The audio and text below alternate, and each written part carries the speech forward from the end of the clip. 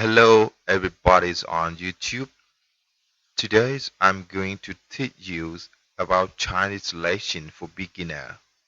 Okay, so let's go with me. 你好吗？你好吗？ How are you? 你好吗？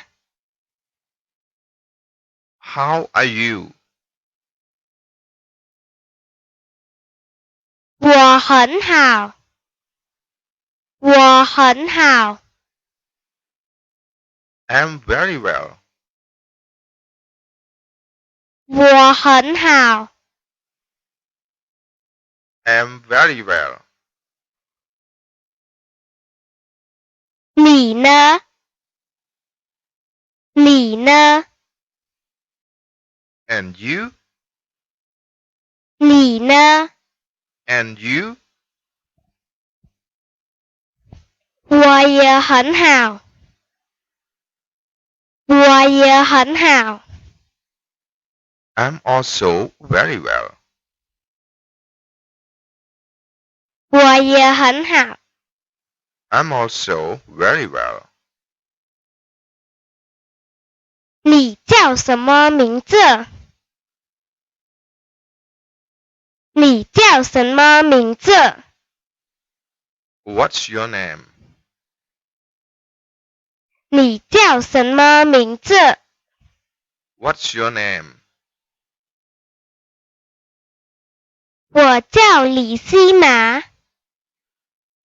我叫李希麻。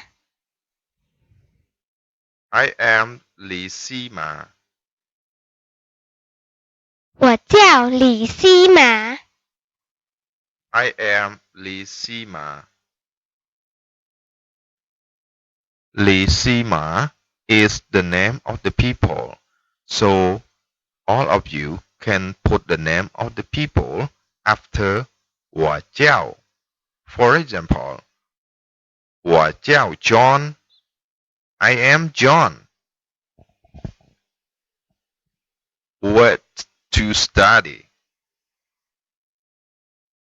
你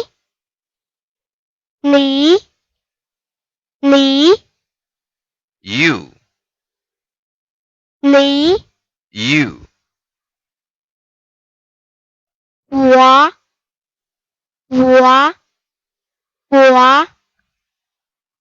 I. Me. 我 I. Me. 好 Good.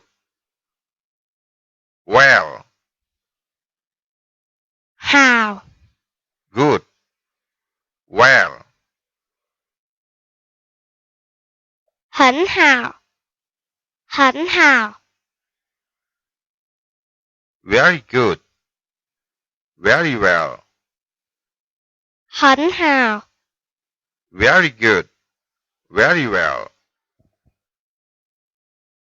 也 Also. 也 Also. 叫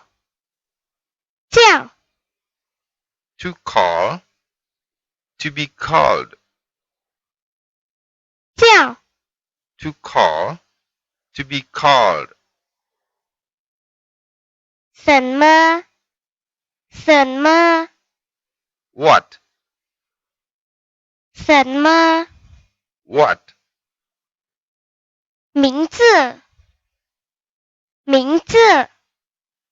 Name. 名字 Name. Thank you for spending time to join my Chinese lesson. See you all next lesson. Goodbye. 再见。